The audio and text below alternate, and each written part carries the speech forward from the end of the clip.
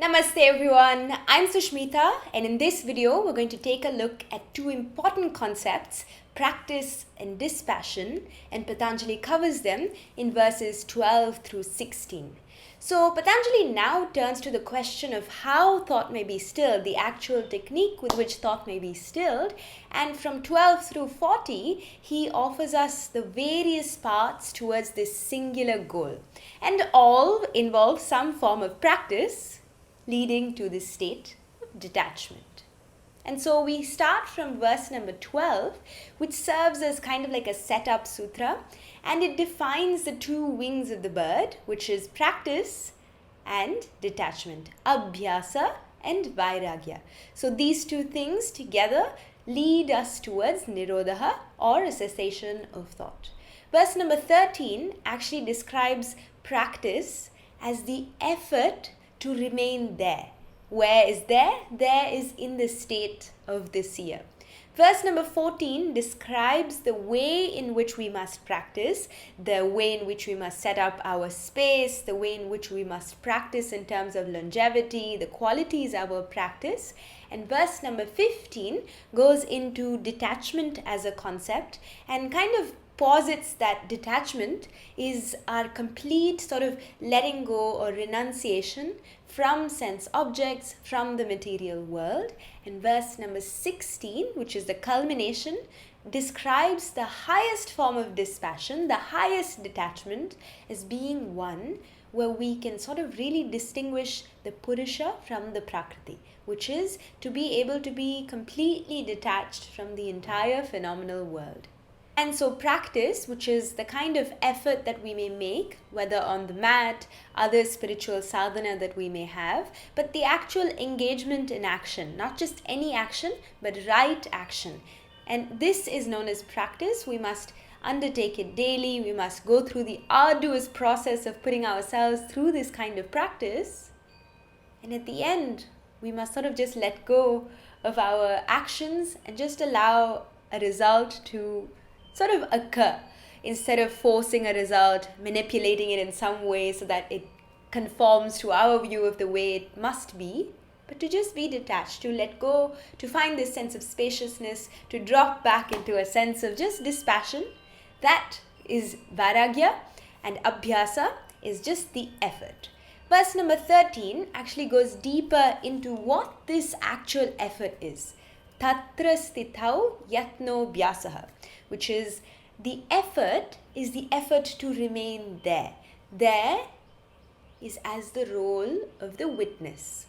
So even in your daily life, imagine if your mind were just occupied with 10,000 different things, then staying in the observer, staying in the role of the seer, and not being involved in the thoughts, not being one with the thoughts, but to rather just kind of take a position back to witness the thoughts as that Purusha, as a Purusha Kyatir, to stay in this unceasing discriminative awareness that you are that consciousness, and not necessarily the changing fluctuations in your mind, the circumstances that your life happens to have in this current time and place, but you are that unceasing awareness that's unaffected by all of it.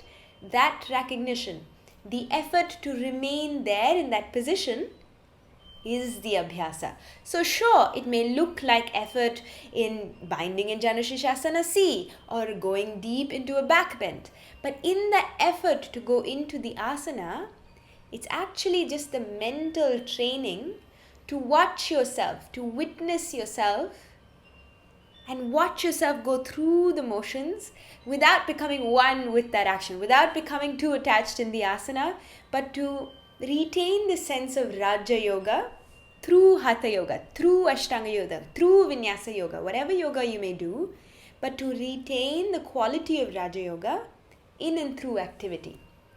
Moving on to verse number 14. So verse number 14 is actually one of my favorite verses because it gives us the sort of prescription to practice. So verse number 14 is Satu Dirgha Kala Nairantarya Satkara Adhara Asevito Dridabhumihi. Now these are a lot of Sanskrit words, but if I were to break it down very simply, let's go word by word. This sutra essentially speaks to our inability to remain consistent with one thing. So one day you may take up Ashtanga, the next day you may do bar, the next day you may do Pilates, the next day you may not do yoga or any movement at all and just sit on your couch. It's difficult for us to actually retain this sense of doing something for a long period of time to see results. And that's what Dirgha Kala means. So it doesn't necessarily just mean the length of your practice, it can also mean just the duration that you do it in your lifetime. So let's say you do something for just about a week and then you give it up, versus you actually give it the 1 or 2 years that it takes to entirely rewire your nervous system. So that's Dirgha Kala. Kala just means at the right time, which means you don't do yoga at 7 p.m., 8 p.m. in the night, but rather try to do it on an empty stomach in the morning when you're still fresh and you have the capacity to do a full practice before your work day starts and so on. So there's Dirgha, which is for a long period of time, Kala, which is at the right time, and now Nair Antarya. Nair Antarya, which is a word, means without interruption, without obstacles, without a sense of really getting distracted when we start the practice. So you start the practice, you go all the way through the end without stopping in between to check your phone, to eat something, to get distracted by a squirrel, whatever it may be. But to start something and to finish it all the way through the end, that is Nair Antarya. And we'll see in the next few verses the different types of obstacles that come up in the practice. But for now, it's just important to remember that we must do it without interruption, without getting distracted. Satkara means to make truth making, extracting truth from it. Adhara is with a sense of enthusiasm, so not just like a mundane thing that you do every day, but rather with a sense of deep enthusiasm to do it every single day, because it's an internal laboratory that you get to observe, that you get to value, that you get to see and see what's going on inside your breath, inside your body. Every single day it's new. So to approach the practice with a sense of adhara or a sense of enthusiasm, and asevito. Asevito is just to attend to it in a dridabhumihi, which is like a stable ground. And so in the Hatha Pradipika, it actually gives us a little more nuanced sort of description of how the place must be set up. And it essentially says that we need to go into a place that has a flat surface, that you can have a rug and you have well lit, nice atmosphere without any interruptions and completely off in solitude. I know, we live in a world where we do group classes with hundreds of people, fill up stadiums with yogis, and we also put our practices on Instagram these days. And though that is what we need to do for today's world, the Hatha Pradipika and the ancient texts actually asks us to stay in solitude in this practice, because this practice is for ourselves. It's not necessarily meant to be sort of paraded around and showed off, but rather it's an internal awareness. It's an internal thing that we gain a relationship to over time.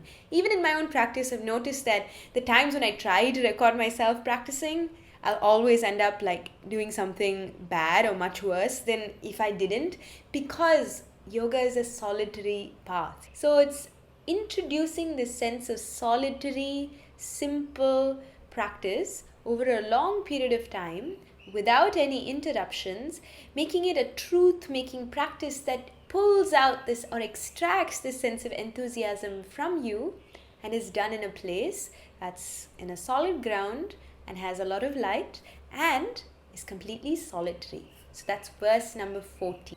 Verse number 15 actually describes Vairagya more deeply as a sign of mastery over our craving for sensual objects. So think about a time when you really wanted something, either an object or a being. That craving in itself creates suffering. And Vairagya is the mastery that comes from not clinging to those objects. Those objects can be either experienced in the past or they can be heard about or seen from other people. So experienced in the past just means, imagine you've had a really nice mango milkshake. You've had the mango milkshake, you enjoyed the way it tasted, and then you're kind of thinking about it 2 hours later and you want one more mango milkshake. Now it's this experience that's completed in real life, but then you're mentally reliving it, re-experiencing it, and developing an attachment to it by directing your thought flow towards the mango milkshake. Now imagine if you were to just cut off your thoughts flow towards the mango milkshake and you just stayed and you kind of let the present moment occur, have other things, have samosa, have something else, then the craving for mango milkshake sort of goes away and it's not as strong to pull you to having another mango milkshake. And this can be for whatever. It can be for a new job, it can be for another person. But it's either the sense that we must control and direct our thought flow, or it's the ability to not crave for things that we've only heard about. So this can be seeing a person with an Audi or a really nice fancy house, and you're like, I want that fancy house, I want a new iPhone. But what if we can stay within ourselves and have a little bit of distance from the objects that pull our attention and kind of stay in the state of the witness? This kind of reduces the mental activity, and by reducing the mental activity that goes towards these objects and beings in the world, we become calmer and move closer and closer to that state of Nirodha. Whether it's in Buddhist disciplines or even in Vedanta or Patanjali's Yoga Sutras, this is such a core sort of teaching in that it is out of habit, it is out of raga that we keep kind of dwelling in things that offer us pleasure and avoiding things that cause us pain. But so much of this mind activity itself is what creates suffering. And so when we can control, direct, and sort of remain a little more dispassionate towards those things that pull us, we can attain a sense of freedom. So this neatly segues into the main concept, which is that Abhyasa and Vairagya are two wings of the bird, and they're so beautifully juxtaposed against each other. While Abhyasa asks us to sort of be passionate, put in effort, chase, really like do the work to get something, Vairagya asks us to let go, to step back, to come back into this spaciousness, this purposelessness, this not sense of non-striving. And so when we keep these two in mind while acting, then our mental activities will actually reduce and we'll move closer and closer towards the state of yoga. Because if we can act, if we can do even asanas that are really advanced and not have this tendency to be like, I need to get a handstand tomorrow, I need to be able to put my leg behind my head tomorrow. If we can have this sense of detachment, then it's almost like losing or dropping off the thoughts that are unnecessary becomes a lot easier, right? It's really practical in whatever you're doing, whether it's a goal that you're trying to achieve today or it's something that you've been trying to work on for a really long time, but you're just hitting a wall and you realize, oh, if I just let go a little more, if I eased up around the issue a little, relaxed a bit more, try to stay in this level of purposelessness, then my efforts will automatically carry itself to fruition and I don't need to do much. But this doesn't discount the fact that we need to put in effort, because karma and doing work is absolutely mandatory to reach the state of Nirodha too. We must do the necessary steps. And so he says in verse number 16 that the final goal, the highest form of dispassion, is that of identifying the difference between Purusha and Prakriti. So it's the final or the highest form of dispassion is to be able to stay in that spiritual state of the seer, in that state of the unceasing awareness, the discriminative awareness as the witness through time, without interruption, continuously. And so when we say this Vaitrishnam is what he uses as the word, we can stay in this place of detachment and observe the phenomenal world just arising and passing away. No doubt these are complex concepts, Purusha and Prakriti. To even understand them takes a long time. But in its practical sense, I want you to think of it like staying in the seer is staying in your vision of the world. It's staying in your dharma. It's in your lens with which you view the world. And to actualize that, to actualize your role as the seer, offers something to the world. That's your kind of mark on the world. And so if you were to consistently do that, consistently stay in the state of the seer, then you see the world in a different lens and you act in such a way with dispassion, you bring about massive change, massive change. And you're not really doing much of it because you're still detached. You're still in the state of the seer. And so try to think about these concepts in your own time. I hope you enjoyed this video. I hope to see you in the next one. Thank you so much for watching. This is Sushmita. Namaste.